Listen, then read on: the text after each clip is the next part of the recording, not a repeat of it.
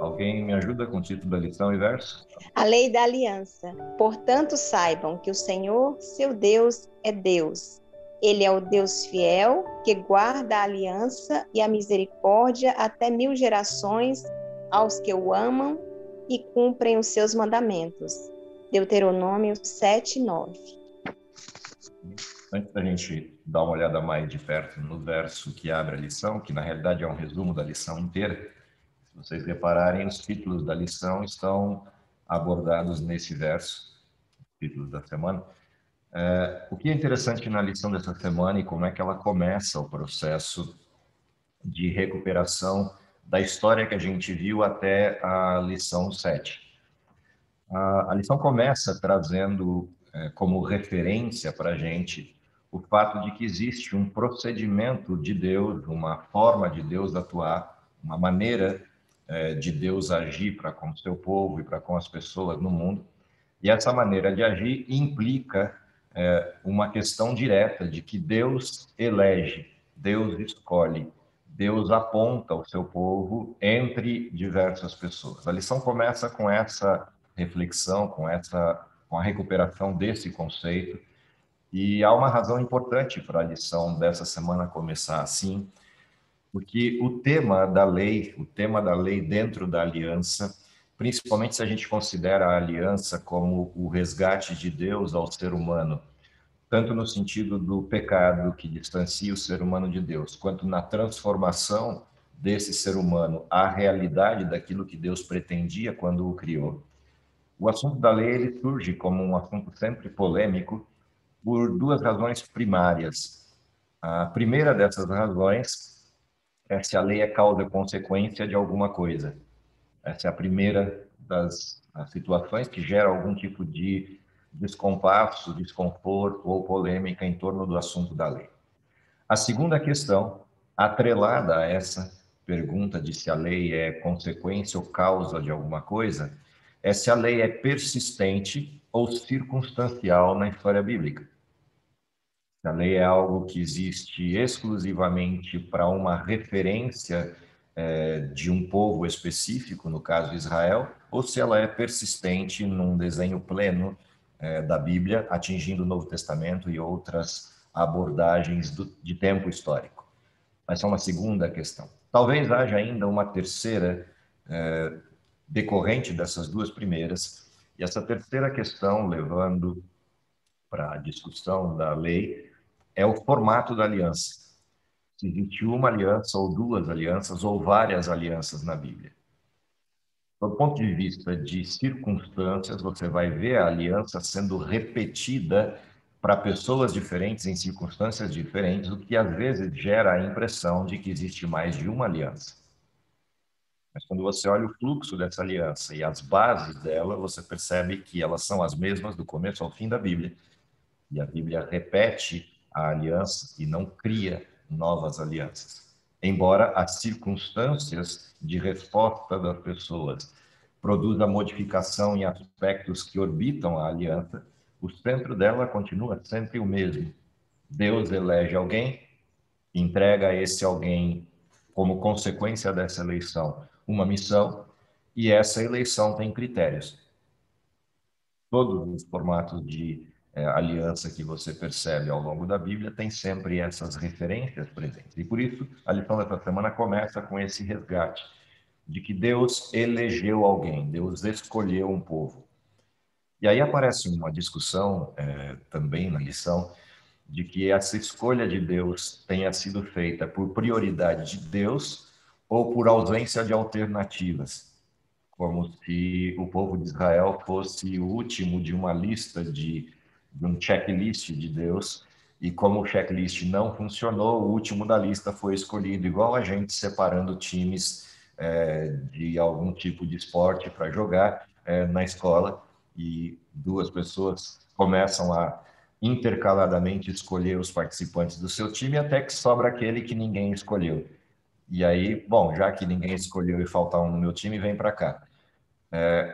A eleição de Israel se dá nessas circunstâncias ou em outras circunstâncias. Dentro da perspectiva de Deus, a eleição é algo que é parte de um plano, e esse plano ele é persistente desde o início da história. Ou seja, quando Deus escolhe alguém, ele não escolhe porque é o último da lista, ou porque é aquele que não tem a competência para escolher no sentido direto. Mas ele escolhe porque, garantido no processo da escolha, existe a capacitação, existe o processo de capacitação que torna aquele que foi escolhido alguém útil para a missão, mas ao mesmo tempo alguém hábil para a missão. Significa dizer que não se trata de uma lista de escolhas de Deus e a ausência de alternativas. Trata-se da nossa lista. E essa é uma coisa interessante dentro da perspectiva da escolha. Ou seja, Deus chama todo mundo. Obviamente, ele pode chamar todo mundo em ordem ou pode chamar todo mundo de uma vez.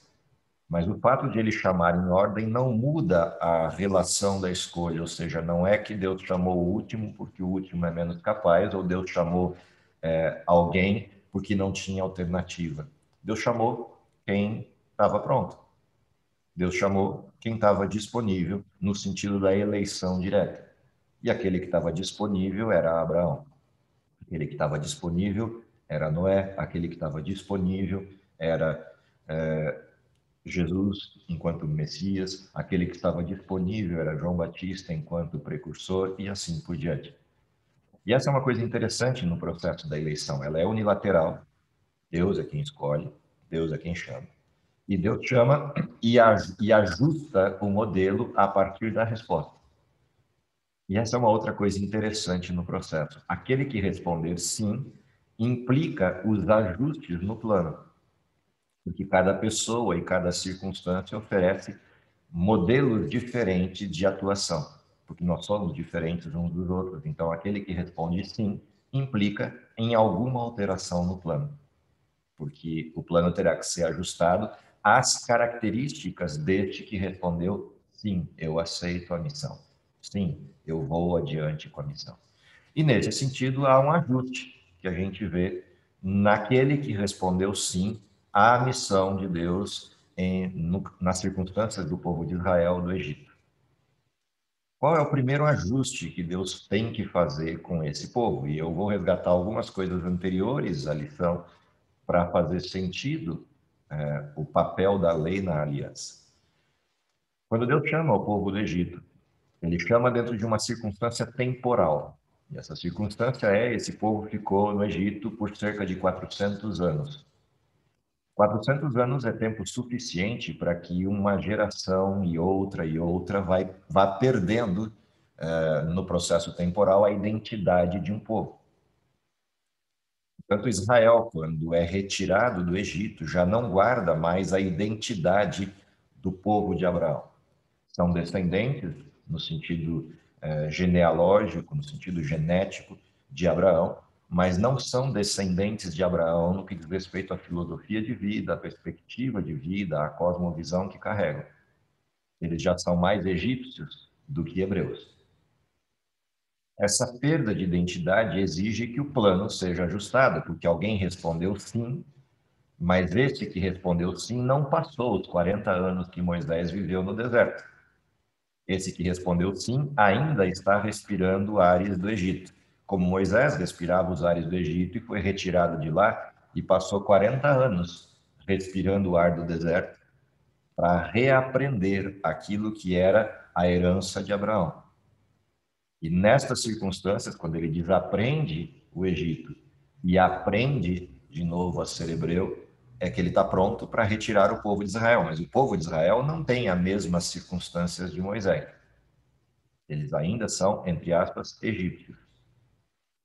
Quando Deus os tira do Egito, no processo da retirada do Egito, na forma de retirar do Egito, Deus já começa a resgatar alguns elementos de identidade.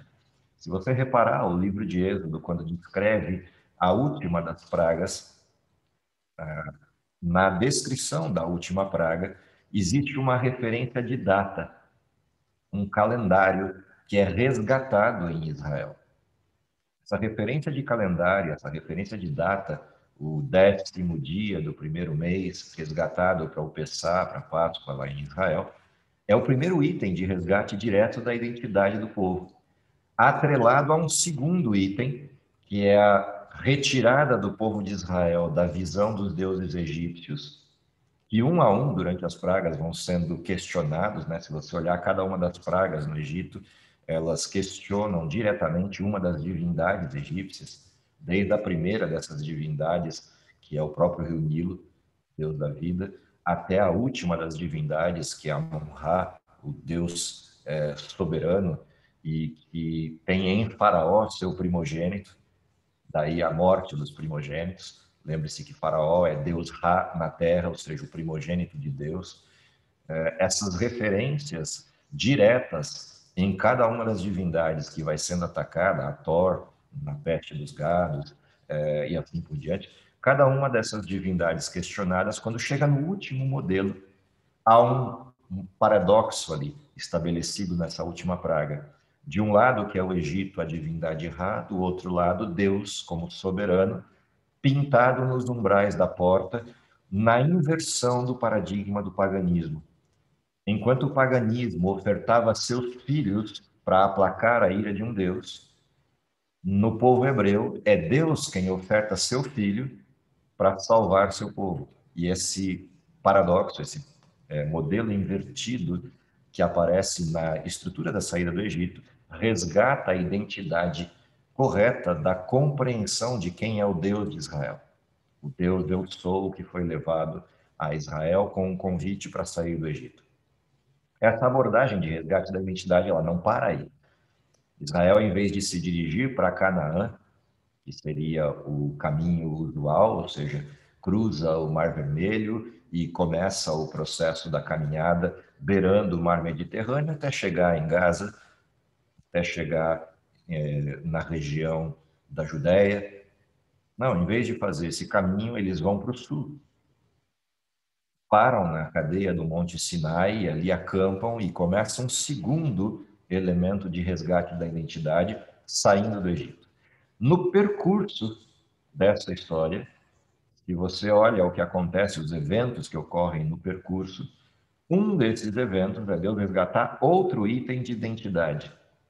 Ele resgatou o tempo no calendário inicial, resgatou a compreensão de Deus e agora vai resgatar o ciclo semanal. No caminho até o Sinai, o povo de Israel necessita de alimento.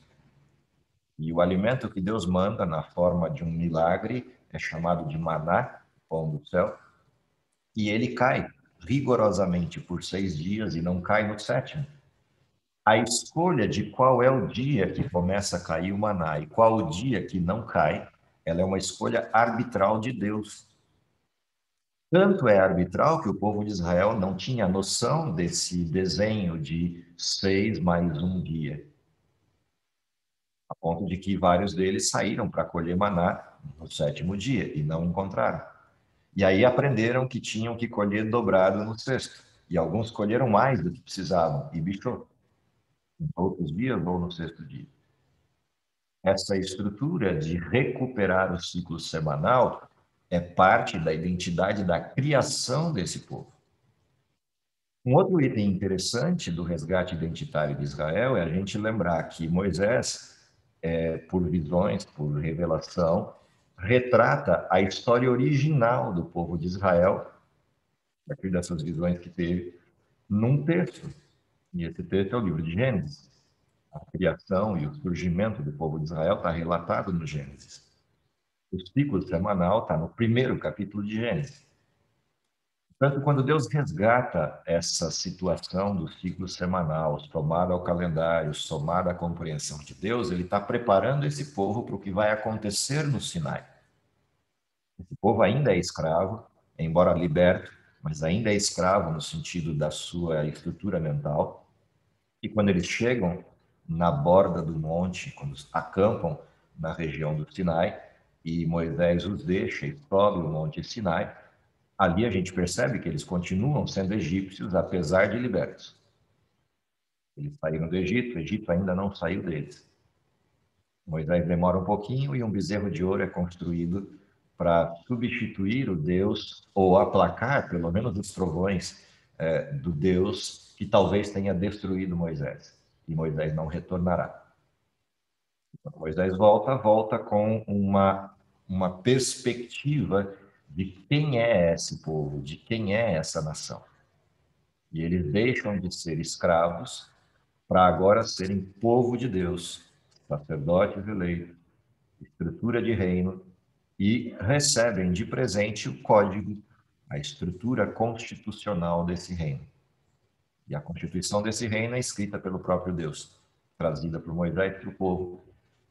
E aqui começa, de fato, o modelo da lei na aliança. Ou seja, qual é o primeiro papel da lei na aliança? Ele é o quarto item de resgate de identidade. Nessa caminhada do Egito até o Sinai, ele é o quarto item. A lei resgata a identidade daquele povo como povo de Deus e não mais povo do faraó.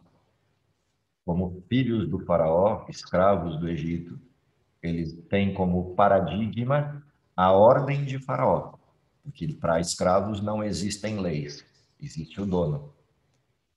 Saindo do Egito, agora eles têm um Deus, e a pergunta é, Deus os tratará como dono ou os tratará como rei? Na condição de que eles são eleitos desse rei e recebem desse rei a herança, que é a terra, Deus estabelece com esse povo um pacto e lhe entrega as leis. A entrega das leis para Israel tem como paradigma a construção da identidade deles como cidadãos do reino de Deus e não escravos de alguém. Esse é o item número 1 do resgate da lei. Uma outra coisa interessante na lei, quando entregue para o povo de Israel, é que a lei delimita a vontade de Deus para que Israel continue sendo Israel e não volte a ser Egito. Para que Israel continue sendo a representação de Deus vista nas outras nações e o resultado do cumprimento dessa lei seja visível para os demais povos, para entender que, mesmo sem um rei físico em Israel, eles conseguiam manter uma unidade de propósito, uma unidade de procedimento, porque eles viviam a partir destes critérios, viviam referenciados nesses critérios, que, dia após dia, vivenciados, resgatariam a identidade original do povo. Ou seja, o seguir a lei, o praticar os itens da lei ou respeitar os ditames do código deste novo reino, permitiria que, ao longo das gerações, o povo de Israel fosse moldado na referência do caráter de Deus. E aí vem o segundo aspecto da lei. O segundo aspecto da lei é profilático. Israel teria, com o passar do tempo, nos hábitos da lei, a recuperação daquilo que era o plano original e a garantia de não voltar a fazer as mesmas coisas que faziam no Egito. Ia demorar um pouco de tempo, algumas gerações precisariam passar por esse formato para que isso se tornasse o ambiente natural em Israel. Isso não eliminaria a possibilidade de Israel diferir da lei, mas com o passar dos tempos, esse seria o hábito natural daquela geração. Portanto, a lei tinha um caráter profilático dentro da estrutura israelita e transformador como consequência disso. Mas há um outro aspecto ainda na carona desses elementos iniciais da lei, de que a lei expressa de maneira tangível, de maneira palpável, a vontade de Deus que havia se perdido pela distância da comunhão de Israel com Deus. Israel já não tinha mais um relacionamento pessoal com Deus e, portanto, não tinha a menor ideia de qual era a vontade de Deus. Moisés tinha isso porque a distância do Egito e o tempo de preparo lhe permitiram o relacionamento com Deus ser revitalizado, mas Israel não tinha relacionamento com Deus. E, portanto, não ouvia a voz de Deus. E a lei torna tangível, torna palpável, torna acessível a vontade de Deus, de uma maneira que até uma criança entende. Porque a lei tem um código simples, objetivo, preciso na sua informação, que até uma criança, por mais simples que seja, consegue entender. E a prática no tempo desses ditames da lei permitiria que Israel, aos poucos, internalizasse essas leis, entendendo a parte subjetiva desses mesmos mandamentos. E, num primeiro momento, são lidos e entendidos exclusivamente pela parte exterior da lei. E tem o seu papel, é o papel de tratar com crianças. As ordens que a gente dá para crianças não são as mesmas ordens que a gente dá para adolescentes, que não são as mesmas ordens que a gente dá para adultos. O contexto da idade e da maturidade muda o nível de explicação subjetiva dos termos da mesma referência legal. Por isso que quando a gente vê o Novo Testamento abordando a lei, lá em Mateus 5, dos versos 17 em diante, a gente vai ter uma referência ali de que há um aspecto da lei que não é compreendido de maneira plena por todos. Ouviste o que foi dito aos antigos, não matarás. Eu, porém, vos digo, qualquer que tratar como tolo, chamá-lo de raca, zombar dele, é réu de morte, tanto quanto o mandamento diz para aquele que mata, no sentido literal da palavra. Ou seja, existe um aspecto objetivo e um aspecto subjetivo da lei. O aspecto objetivo é o ponto de partida da lei, para um povo que não tem identidade. Mas o aspecto subjetivo é a demonstração de que, na linha do tempo, a prática dessa lei, a observância desses ditames, faria com que Israel percebesse todas as intenções de Deus para com o seu povo. Porque o dia a dia da convivência em Israel mostraria nuances diferentes dessa mesma lei. E por isso, Jesus pontua que essa lei é persistente. Ela dura todo o tempo da vida do homem e todo o tempo da história do pecado. Até que céu e terra passem, nenhum jota, nenhum tio será retirado da lei sem que tudo se cumpra. E esse é um texto, às vezes, mal compreendido, né? Porque as pessoas olham para ele e dizem, Jesus cumpriu a lei na cruz. Não, Jesus não cumpriu a lei na cruz. Jesus pagou o preço do pecado na cruz e não cumpriu a lei. Ele cumpriu a lei na vida, não na cruz. Enquanto ele vivia, ele cumpriu a lei. Na cruz, ele pagou o preço do pecado daquele que não cumpre a lei. Porque a Bíblia diz que ele se fez pecado por nós. E esses pecados foram crucificados na cruz e não a lei. A cruz crucifica o pecado, não a lei. A cruz é a demonstração do ditame da lei. A lei diz que o pecador morre. E a cruz mostra que morre mesmo. Porque se ele se fez pecado por nós, a lei exige sua morte e ele aceitou o castigo. O problema é que ele não era pecador, ele viveu debaixo da tutela da lei sem pecar. E, portanto, foi morto de maneira injusta no lugar daquele que devia estar na cruz. Portanto, longe da cruz crucificar a lei, a cruz crucifica o sujeito que não a cumpre. Porque o salário do pecado é morte. O dom gratuito de Deus é vida.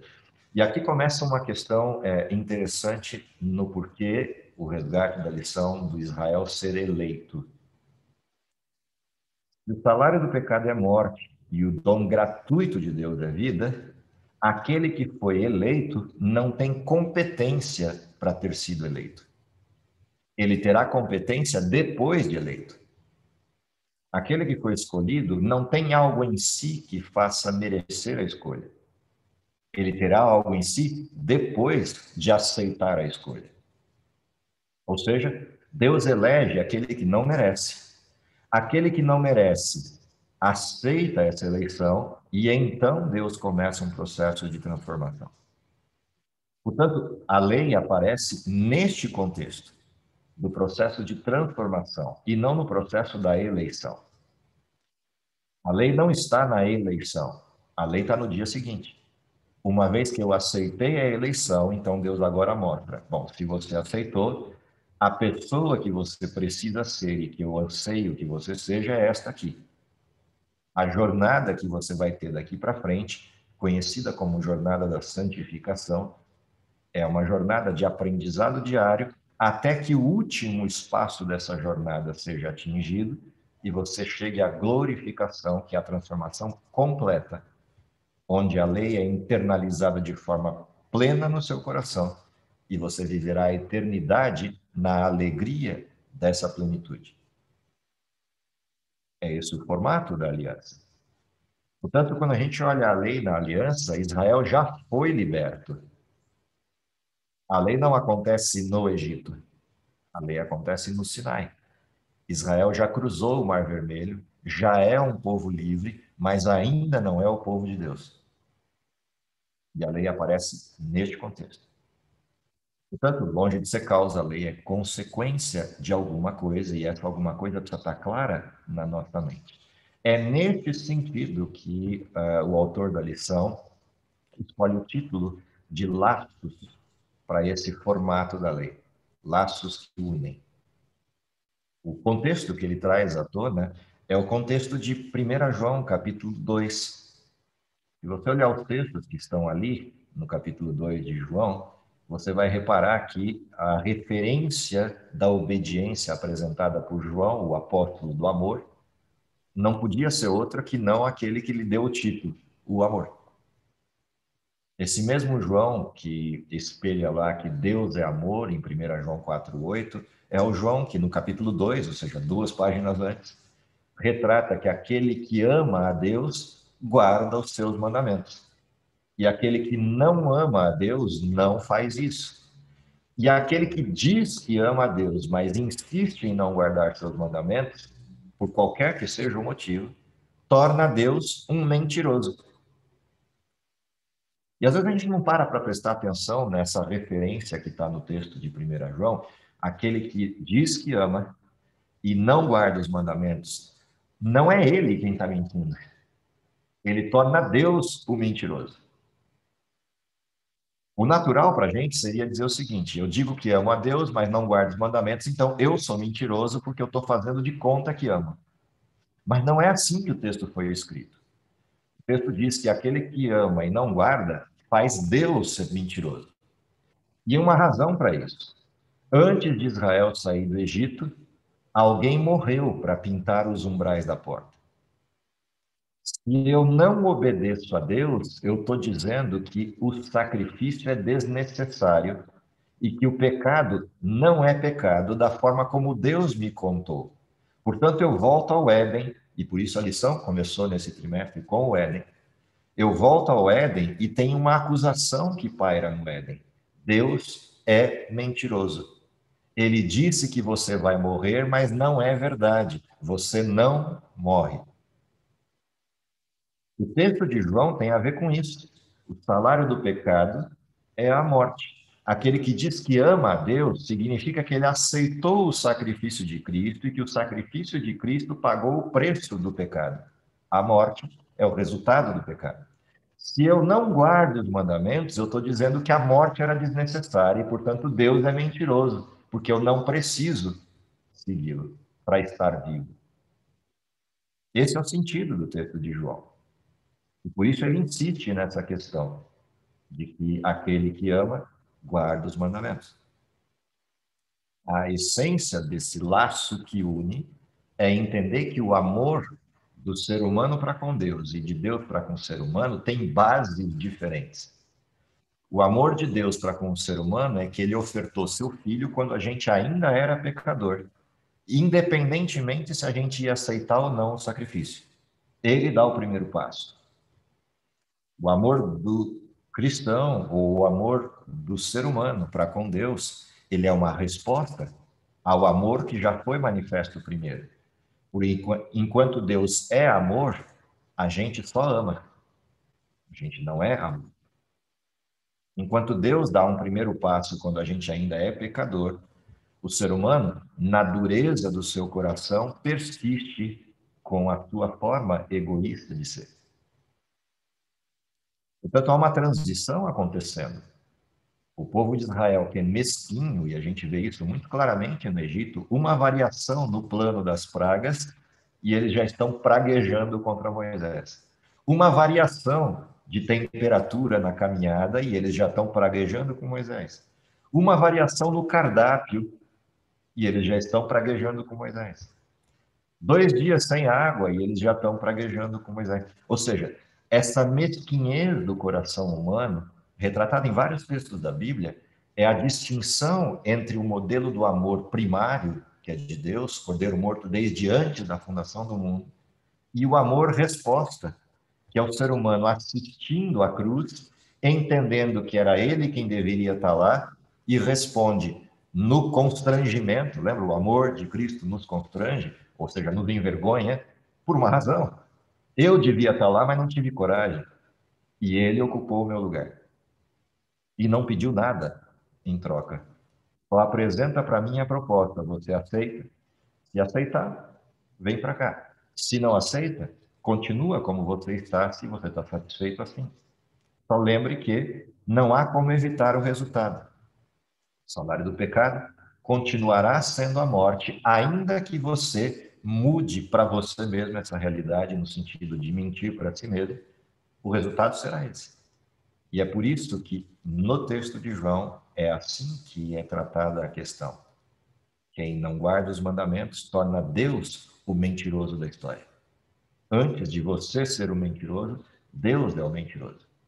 Ou seja, essa abordagem tosca ou superficial da graça, de que a lei foi crucificada em Cristo na cruz, ela na realidade é a expressão do mentiroso do texto do capítulo 2 de João.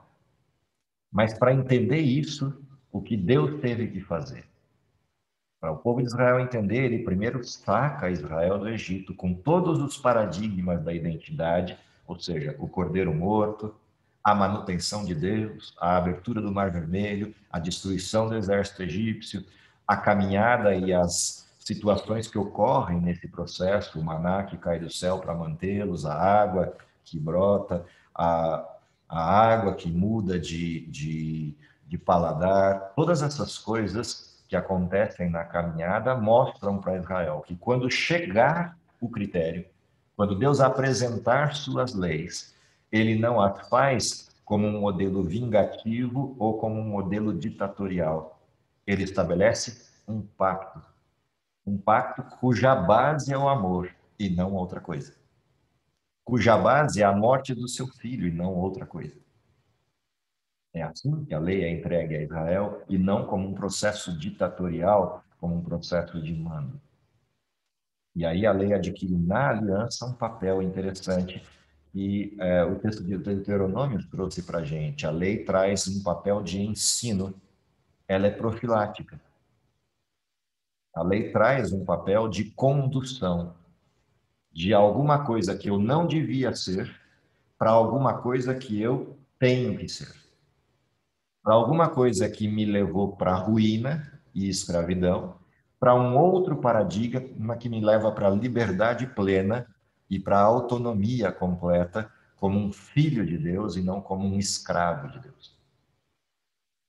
A lei traça esse caminho de ensino, daí o nome Torá, ensino, ensinança.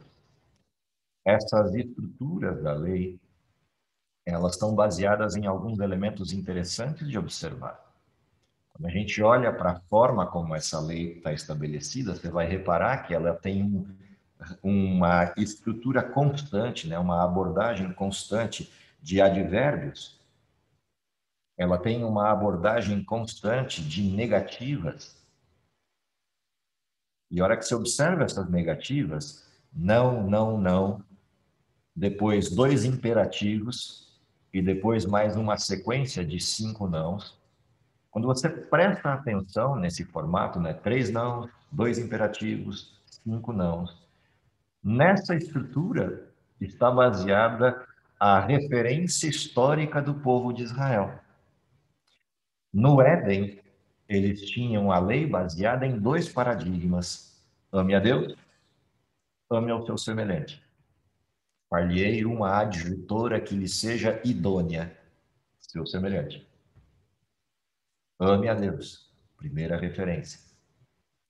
Quando você observa isso, e vê essa abordagem do Éden, você entende o que Deuteronômio ou os textos do Novo Testamento abordam quando dizem: nisto se resume toda a lei e os profetas. Ame a Deus sobre todas as coisas, ao próximo como a ti mesmo. E a lei era esta. Se você ler a última página do livro Grande Conflito, o último parágrafo do Grande Conflito e a última palavra do Grande Conflito, qual é ela? Amor. É só ler lá. O último parágrafo termina com essa palavra, amor. Porque era essa palavra que regia o Éden. O problema é que o ser humano se distanciou disso, negou o amor e chamou Deus de mentiroso, começando por Eva, depois por Adão. Ao fazer isso, quebra o vínculo de amor. E aquilo que o ser humano deveria fazer naturalmente, ele abandona. Por abandonar as coisas que regiam o Éden, agora ele passa a fazer coisas que ele não deve fazer. Ele deixa de fazer o que precisa e passa a fazer o que não deve. Quando esse povo sai do Egito, qual é a única forma que a lei poderia ser dada? Para quem deixa de fazer o que precisa e faz o que não deve. Você mostra o que não deve e mostra o que precisa. O que não deve é ter deuses diante de Deus, fazer deuses para si, como o paganismo construiu, tomar o nome de Deus em vão, dizendo que é dele, mas agindo de forma incoerente. Mas o que você precisa fazer para recuperar a relação, os laços que foram quebrados? Lembra-te do teu Criador, lembra-te do dia de sábado. E a segunda referência é honra pai e mãe. Lembre-se do seu próximo. As referências que estão no centro da lei são as referências positivas daquilo que eu devia fazer e abandonei. As referências negativas da lei são as consequências do pecado, o que eu não devia fazer e estou fazendo. E a lei volta a isso. Na primeira referência, ela me lembra as coisas que eu não devia fazer em relação a Deus, e na segunda referência, ela me lembra as coisas que eu não devia fazer em relação ao meu próximo. Não mate, não adultere, não roube, não minta, não cobice. Essas expressões, não, não, não, são expressões que negam a minha prática equivocada. Prática essa que justificou a cruz. Ou seja, cada não da lei implica a cruz. Cada sim da lei implica o Éden. A grande pergunta é: eu vivo no Éden ou vivo fora dele? Se eu vivo no Éden, eu não preciso da lei. Eu só preciso das duas referências centrais. O sim, que a gente vai estudar semana que vem, e o sim do próximo. Mas se eu vivo fora do Éden, que é o nosso contexto, até que Cristo volte, por isso o texto dizia, até que o céu e a terra passem, nenhum jota e nenhum tio será tirado da lei sem que tudo se cumpra, é que vivendo no mundo e o mundo sendo mal, os não da lei me perseguem, porque eu continuo não fazendo o que devia e fazendo o que não devo. Então, toda vez que isso acontece, o que diz Paulo em Romanos? A lei se levanta e diz: está errado, tem que se modificar. Romanos deixa muito claro de que a lei persegue o homem por toda a vida, de que a lei é santa, justa e boa, mas que o pecado que vive em mim é reavivado pela lei, e quando isto ocorre, eu morro. Nesse contexto, eu preciso de uma coisa: justiça de Cristo. Porque morto por causa da lei, só Cristo pode me salvar. Portanto, não é a lei que é injusta, não é a lei que é equivocada, sou eu que sou o pecador e a lei só mostra isso. Portanto, existe algo nesse processo do ensino da lei.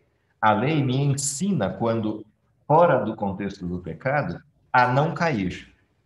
Mas a lei também me ensina, quando dentro do contexto do pecado, qual é o resultado. Se eu insistir naquela prática, o resultado é morte. Portanto, a lei não me salva, a lei não muda a minha condição enquanto salvação, porque não é ela quem me salva. A lei é o paradigma que me mostra para que lado eu estou caminhando. Quem salva é o sujeito que me tirou do Egito. Quem salva é o sujeito que entregou seu sangue, sua tinta, nos umbrais da porta. Esse é o que salva. mas eu não saberia que precisava pintar se eu não entendesse por que ele precisou morrer. Eu não saberia que eu só fui salvo pela graça se eu não entendesse o que a lei disse. O pecado mata. Tire a lei e está morto o pecado. Assim diz Paulo, em Romanos. Ou seja, você quer acabar com a graça, tire a lei. Porque a graça é a demonstração de que alguém pagou o preço da lei. Tira a lei, não precisa de graça. Deus é mentiroso. Ele fez de conta que existia graça. É só um simulacro da graça. Mas não é graça. É manipulação. Põe a lei de volta e a graça faz sentido. Satanás é muito esperto. Ele entendeu o plano. Ele percebeu aonde Deus contornou a acusação. Ele entendeu isso. E ao entender isso, assistindo o primeiro Cordeiro Morto e assistindo a repetição disso, ele cria um plano. Curiosamente, um plano no cristianismo, de alterar os paradigmas da graça. Na Idade Média, ele cria um plano para retornar as pessoas ao paganismo antigo. O sacrifício é extinto e colocado uma necessidade de pagamento pelo pecado. E aí nascem indulgências, sacrifícios e uma série de coisas, o paganismo de forma explícita. Na referência evangélica, quando a reforma vem, ele pega o pêndulo que ele jogou para o paganismo e inverte, extinguindo a lei e criando uma graça barata, uma graça sem sentido, uma graça separada da lei. Ao fazer isso, ele leva toda a cristandade da reforma para um outro desenho, que é a extinção da lei. E, consequentemente, Deus faz tudo em meu lugar, inclusive viver por mim. Logo, eu já não preciso mais nenhum tipo de critério, eu posso viver do jeito que eu quiser, porque a graça fez tudo. Eu continuo nos mesmos hábitos do pecado, porque eu extingui os critérios. E ao extinguir os critérios, eu me torno o mesmo sujeito de antes da pseudo-conversão, fazendo as mesmas coisas que sempre fiz. Ou seja, torno Deus mentiroso. Percebe? O desenho, a arquitetura de Satanás para isso é uma arquitetura muito bem feita, exigiu reflexão para entender primeiro o plano de Deus, para depois entender a forma de deturpá-lo. E ele faz isso. Mantendo exatamente o mesmo paradigma do Éden. Certamente não morrerá. Exatamente o mesmo. E é nesse sentido que aparece o conceito que a gente também estudou essa semana, que é o conceito da estabilidade. Ou seja, por que que a lei é persistente? Por que que ela é estável? Por que que ela dura todo o tempo da existência humana? Porque, na realidade, existe uma guerra. E o objeto dessa guerra é o ser humano. De um lado, tem alguém que luta para ter a vida desse ser humano nas suas mãos, e do outro lado, tem alguém que luta para libertar o ser humano dessa escravidão e trazê-lo à vida. É uma batalha. Nesta batalha, por ser exatamente uma guerra, e o critério dessa guerra implica a morte, seja para um lado ou para o outro da guerra. Essa estrutura de batalha exige que o modelo seja estável. Afinal de contas, se o lado de Deus não for confiável nessa história, literalmente estamos perdidos. Então, estabilidade da lei tem a ver com o fato de que a lei espelha a vontade de Deus, e a vontade de Deus não muda. Ela é sempre a mesma. A vontade de Deus está espelhada naquilo que Deus é. Deus é amor. Portanto, sua vontade é amor. E amor é algo persistente em Deus. Portanto, a lei, cuja base é o amor, é persistente. Ela continuará existindo, ainda que ela mude de forma. Ou seja, no momento em que o pecado não existe mais, a lei não precisa da forma em que está, porque não haverá mais as coisas que eu não devia fazer e estarei fazendo. Não, na redenção, uma vez transformados, só restará aquilo que eu devo fazer. E o que eu devo fazer é, de um sábado ao outro, de uma lua nova a outra, virar toda a carne perante mim, no meu santo monte, a me adorar. Isso é o que eu devo fazer. Ame a Deus sobre todas as coisas. E o que eu devo fazer? Ame ao próximo como a ti mesmo, persistirá na eternidade naquilo que é o amor fraternal. Seremos semelhantes aos anjos. Essa referência é a lei pós-redenção. A mesma lei que existia no Éden. O intervalo entre essas duas pontas da história é a lei na forma que está entregue a Israel. Por isso ela persiste, enquanto houver pecado. No dia que não houver pecado, não há mais sentido de eu falar não matarás, porque ninguém mata. Nem falar não mentirás, porque ninguém mente.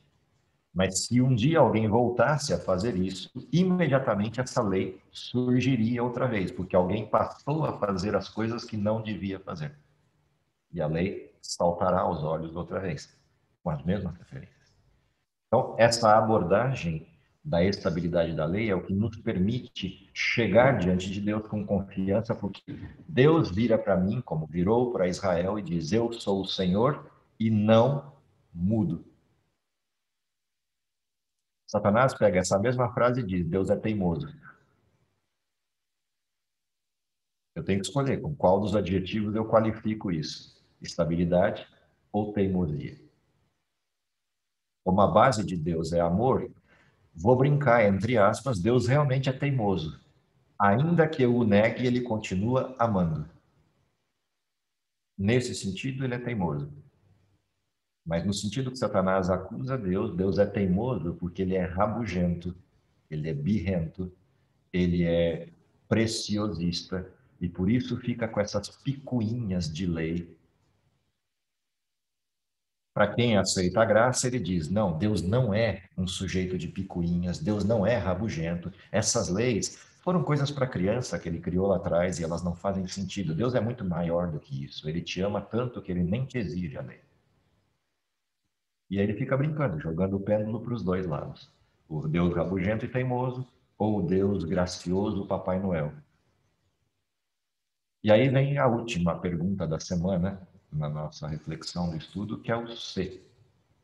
E esse C está baseado em 3 textos que a gente viu ao longo da semana: o texto de Gênesis 18, o texto de Êxodo 19, o texto de Gênesis 26, e ainda na carona Levíticos 26, 3, repetindo esse mesmo conceito que a gente abordou ao longo da semana.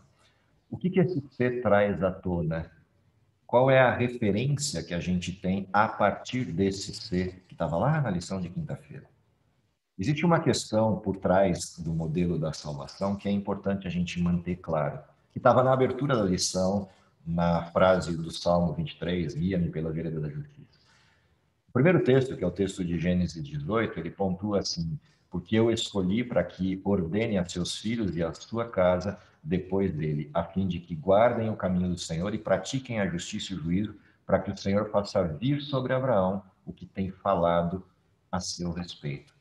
A primeira condição interessante desse ser, se vocês fizerem o que eu estou dando para vocês, vai acontecer com vocês isso, isso, isso, isso, isso. O problema com esse ser é que a gente coloca no ser a condicionalidade da graça. O ser não é a condição da graça. O ser é a condição da transformação. A graça, ela existe antes do ser.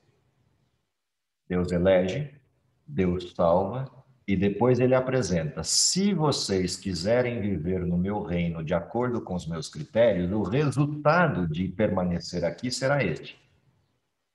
Caso não queiram, não são obrigados, podem voltar para o Egito.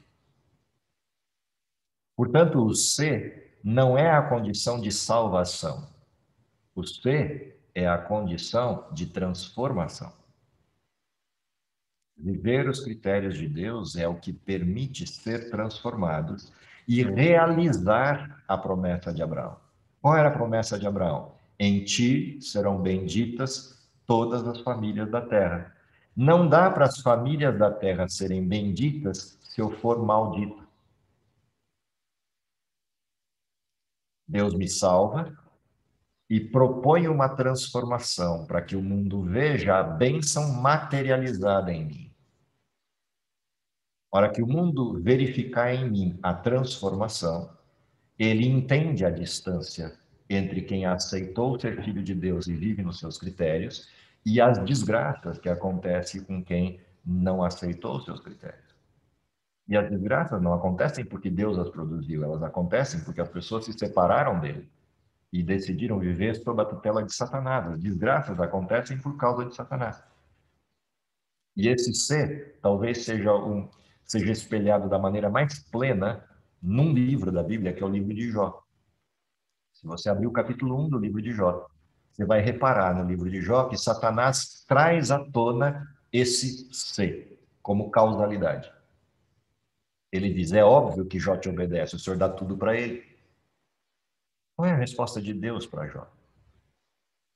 Para Satanás? Deus diz para Satanás: ok, eu vou fazer o que você está me pedindo, eu vou tirar tudo de Jó. É isso que Deus responde? Não, Deus não pode responder isso, porque Deus é amor. E, entre aspas, é teimoso nisso. Ele continuará amando. Como Deus não pode retirar de Jó as coisas que estão em Jó, porque Deus ama. O que Deus faz? Deus diz para Satanás: ok, eu não vou retirar as coisas de Jó, eu só vou me distanciar dele. E a partir de agora, Jó está contigo. Você disse que o mundo era seu. Eu perguntei para você se você viu no seu mundo alguém que era meu filho. Você questionou que ele seja meu filho porque eu seja um sujeito, Papai Noel, que estou dando presente para ele. Então, vou fazer o seguinte: eu vou me afastar. E a partir de agora, o Jó é seu. Ele está no seu mundo, ele é seu. Age para com o Jó do seu jeito, porque eu só sei agir do meu. É disso que Deus está falando quando conversa com Satanás. E Satanás volta com toda a gana e age do jeito dele. Ou seja, as desgraças que acontecem no mundo têm um causador. Mas Satanás transfere essa responsabilidade como sendo Deus o responsável, como sendo Deus o injusto. Ele cria a arquitetura, ele maltrata e depois ainda joga em Deus a culpa. O C do texto é o contraste disso.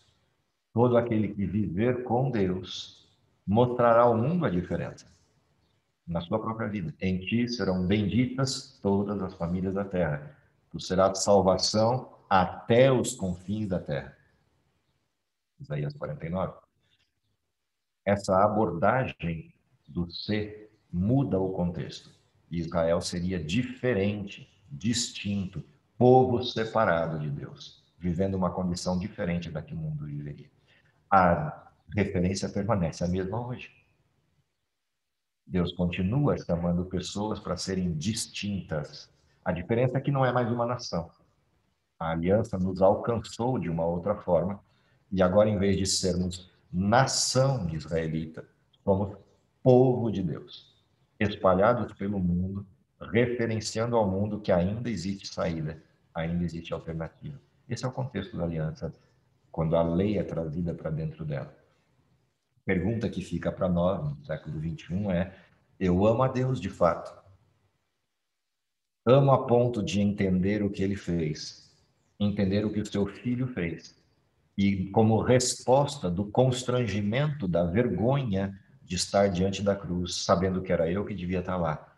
Eu respondo a esse Deus em obediência ou respondo a esse Deus em acusações? Essa é a escolha que diante de nós se coloca pós-salvação. Ou seja, Professor, pós-modelo da justificação. Diga, Pedrinho. terminando aí o que o senhor está falando, só queria colocar aqui para mim assim, foi maravilhoso e eu fiquei pensando que me tocou assim tremendamente quando a gente vê todo esse amor que infinito que nos constrange é demonstrado. Aí quando você coloca que quando você não faz, não obedece a Deus e respeita os seus mandamentos, na verdade você está chamando ele de mentiroso. Isso me impactou de uma maneira que eu falo, assim, tem coisas que você vive a vida inteira e não que elas não fossem ditas, mas tem dias que elas são colocadas de uma forma e parece que o Espírito Santo te abre a mente e elas te impactam. E eu falo, diante de tanto amor, como que eu não vou obedecer? Eu estou chamando Deus de mentiroso, eu não posso fazer isso. É algo constrangedor para mim. Aí, quando eu entendi, quando Paulo diz o amor de Cristo nos constrange, assim, essa relação é uma coisa tremenda. Eu não posso demonstrar nunca que Deus é mentiroso, como diante de tanto amor demonstrado por mim. Então, isso para mim foi algo assim muito, tremendamente impactante hoje. A maneira E, e mais precisa de compreensão da lei é a gente voltar à cruz. Toda vez que a gente quiser entender a lei, basta passar um tempinho diante da cruz. Aí a gente entende a lei. verdade. Porque a lei não Aí a outra poupou nem o coisa, Filho de Deus. ai, desculpa. A lei não poupa nem o Filho de Deus. Ou seja, quer entender a lei, passa um tempo diante da cruz. Aí você vai entender todos os parâmetros, todos os paradigmas, todas as nuances objetivas e subjetivas da lei. Então, aí ontem mesmo eu comecei, né, quando eu estou passando assim por um momento muito difícil da minha vida de relacionamentos, eu começo a ler o Desejado de novo, porque lá eu aprendo como Jesus trata as pessoas e aquilo vai. E ontem lá eu li essa frase aí que está escrito lá nos primeiros capítulos que para você passar uma hora diante da cruz, Uhum. principalmente as últimas horas de Jesus, né, para a gente aprender como. E a outra coisa, depois eu já termino, é assim, quando eu leio a história do Egito, eu ficava sempre pensando como que aquele povo não entendeu quando Deus abriu o Mar Vermelho, era para eles entenderem tudo e nunca mais reclamar de nada, porque eles tinham visto o poder máximo de Deus. Mas aí, assim, eu estou entendendo que Deus sabia, aquilo tudo era esperado. Porque assim, eles eram escravos, e Deus sabia Uhum. que era esperado, porque você falou, né? Moisés passou 40 anos para ele aprender. Então, a diferença dele do povo era muito grande, do aprendizado dele. Aquele povo estava saindo de lá, então Deus realmente, assim, o amor de Deus infinito, esperava aquilo deles, e a paciência foi demonstrada. E a gente vai perder se a gente quiser, porque Deus ele está aí assim, com paciência com a gente, de volta, né? Então, assim, para mim foi maravilhoso essa compreensão desse A amor. história, a história da caminhada de Israel, né? Os 40 anos no deserto, a tolerância de Deus, a paciência de esperar uma geração inteira morrer e outra geração inteira nascer, se desenvolver em um novo paradigma, ela de alguma forma deve impactar a nossa história anos à frente, né? 3.000 anos à frente dessa história, para a gente entender que no nosso contexto nada mudou. O mundo continua desgraçado como era no tempo de Israel e as dificuldades de resposta a Deus continuam as mesmas, disponíveis para Israel, assim como o amor de Deus continua o mesmo e o poder de Deus continua o mesmo para nos capacitar a sermos os filhos que ele pretende que sejamos, ou seja, de alguma forma, essa mesma história se repete em maior ou menor grau individualmente entre nós. Ou seja, a grande questão por trás disso é se a gente consegue entender essa ponte entre o que foi a história de Israel, o que é a história nossa hoje, no século XXI. E aí, assim, só pegando carona na pergunta que está ali no chat, como é que essa identidade se materializa hoje? É simples, basta a gente abrir o texto bíblico em Apocalipse e estudar um pouquinho de perto a configuração do remanescente. A gente pegar o texto sintético, que é Apocalipse capítulo 12 ou capítulo 14, a gente vai ver ali na representação desses dois textos exatamente a mesma do Sinai. O remanescente é caracterizado por aquele que guarda os mandamentos de Deus e tem o testemunho de Jesus. Isso é repetido no capítulo 14 de Apocalipse e depois apresentado de maneira plena no capítulo 19, verso 10, quando diz o testemunho de Jesus é o espírito da profecia, e na referência anterior do mesmo verso 10 diz assim: adore a Deus, sou conservo teu e dos teus irmãos. Essa expressão do adore a Deus e sou conservo teu, atrelada à discussão do testemunho de Jesus, traz exatamente a mesma referência de Israel. A referência de Israel é adore a Deus, sou conservo teu e dos teus irmãos. Ou seja, ame a Deus sobre todas as coisas, ao próximo como a ti mesmo.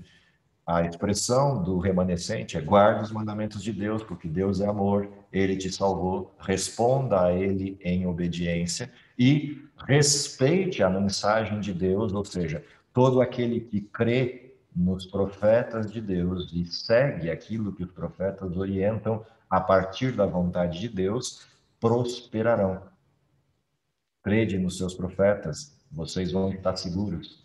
Aceite a mensagem deles, vocês prosperarão. Essa é a marca do remanescente. Percebe que é a mesma marca do povo de Israel.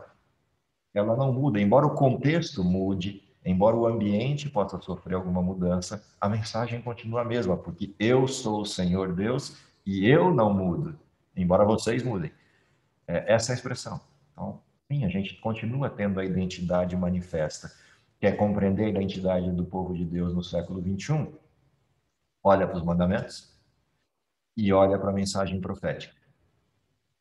Ao você olhar para esses dois lugares, você vai entender como Deus molda o seu povo hoje. Ou seja, em todas as épocas da história, Deus sempre teve um povo que representava como guardião, como fiel depositário, sua verdade, seu caráter, sua mensagem. Essa representação é um alerta ao mundo de que existe possibilidade de viver com Deus apesar do mundo. Ou seja, a mensagem de Jesus para os discípulos: vocês estarão no mundo, mas olhem para mim, eu venci o mundo. Pai, não te peço que os tires do mundo, apenas que os livres do mal. A liberdade do mal que está no mundo repousa no seguir os critérios do reino de Deus. Porque a liberdade do pecado foi dada por Cristo no sentido da cruz, da justificação, daquilo que o pecado impacta. Mas o viver no mundo de forma distinta do mundo implica em seguir os critérios. Isso sempre foi assim e continuará sendo, até que Cristo volte. Porque é assim que se faz a distinção, que se constrói a identidade de um povo. E aí, Aline? Senhorita Brianese Salles? Moisés, uma pergunta aqui. Baseado na lição que você explanou, quem que, como nação ou povo escolhido de Deus, mostra ao mundo hoje quem é Deus e o verdadeiro caminho? Apocalipse Isso 12, hoje isso hoje deixa de ser povo escolhido como nação e se torna pessoalmente, individualmente em nossas vidas, independente de rotulagem? Então, para você responder essa sua pergunta, você tem que ler o texto de Apocalipse capítulo 12 e o texto de Apocalipse capítulo 14. A representação de fiel depositário da verdade de Deus, uma vez que não existe mais nação de Israel, a referência da verdade repousa sobre aqueles que guardam os mandamentos de Deus e o testemunho de Jesus. Dentro dessa referência, você tem o que Satanás torna alvo das suas perseguições. Se você lê Apocalipse 12, ele vai dizer: houve batalha no céu, Miguel e seus anjos lutaram contra o dragão e seus anjos, foi expulso o dragão, já não achou-se lugar para ele, também os seus anjos, ele foi vencido pelo sangue de Cristo. E aí vem um anjo e proclama: ai da terra e do mar, porque o diabo desceu até vós, sabendo que pouco tempo lhe resta. E aí o texto segue dizendo: como não conseguiu destruir a mulher, foi perseguir o resto da sua descendência, os que guardam os mandamentos de Deus e têm o testemunho de Jesus. E aí no capítulo 13 de Apocalipse você tem a referência do centro disso, do centro dessa batalha, quando as duas bestas que aparecem em Apocalipse 13 referenciam numa aliança uma luta contra o povo de Deus, produzindo uma imagem a essa besta com uma falsa adoração, contra o sinal de Deus que estava presente no capítulo 12, os mandamentos de Deus, e contra o povo que insiste em seguir esse mesmo ditame, e aí Apocalipse 14 coloca o contraste disso. O desmascarar da Babilônia, da besta, do falso profeta, da aliança feita entre eles, é feito por aqueles que insistem em guardar os mandamentos de Deus e o testemunho de Jesus. Capítulo 14 repete a mesma mensagem. E lá na frente, no capítulo 19, vai ser apresentada de maneira completa nos conservos de Deus, os mesmos conservos que estavam no capítulo 1 de Apocalipse, o verso 1, quando diz que Deus tem uma revelação em Jesus Cristo que entrega aos seus anjos, que entrega aos profetas e estes ao mundo. Então, essa referência ela é persistente no livro de Apocalipse, do capítulo 1 ao capítulo 21, quando descreve essa batalha. Então, sim, existe no mundo atual, como sempre existiu em todas as referências, alguém como depositário ou como resgatador das verdades de Deus, que durante um período muito longo ficaram extintas no mundo, no sentido quase invisível no mundo, exceto por algumas pessoas que ainda mantinham a fé, que é o período de transição da Idade Média, o período dos 1260 anos das trevas morais e espirituais no mundo, onde praticamente foi extinta a verdade por perseguições, por acusações e por retirada da palavra de Deus. Até que Deus intervém, num primeiro momento como resgate da mensagem, você vê lá isso na igreja de Sardes, na descrição de Apocalipse capítulo 3, de Apocalipse capítulo 2, e você vê na sequência dessa transição de Sardes para Filadélfia, no capítulo 3, o surgimento de uma referência. E essa referência, quando adentra a Laodiceia, ela vira uma referência com uma dubidade, ou seja, um modelo dúbio de cumprimento. Laodiceia é depositário de toda a verdade, rico sou, de nada tenho falta, mas não cumpre essa verdade no sentido pessoal, por isso é morna. Então ela é fiel depositária, mas ela não vive a verdade que tem. Isso volta para a pergunta da Aline, lá no chat, que é qual é a identidade do povo de Deus hoje? O povo de Deus tem a identidade, recebeu toda a verdade, mas ele tem uma necessidade, para que essa verdade seja efetiva, de cumprir a verdade. O problema é que ele insiste em continuar sendo laodiceano. Então, a verdade está lá, mas o povo olha e não vê alguém cumprindo de maneira plena a verdade no sentido de povo. No sentido de indivíduo, sim. Você vê luzes isoladas, Ellen White chama, cumprindo a verdade. Mas como povo, existe uma distinção entre a igreja militante e a igreja triunfante, que precisará passar por um processo chamado sacudidura ou peneiramento para que fique só trigo e não mais joio misturado com trigo, e ela deixe de ser morna para ser quente e produza o que está em Apocalipse 14, que é o alto clamor. Aí caiu a grande Babilônia, e a mensagem de Apocalipse 18 e 19, sai dela, povo meu. Existe um fiel depositário, porque para você poder dizer, sai de Babilônia, povo meu, alguém proclama essa mensagem.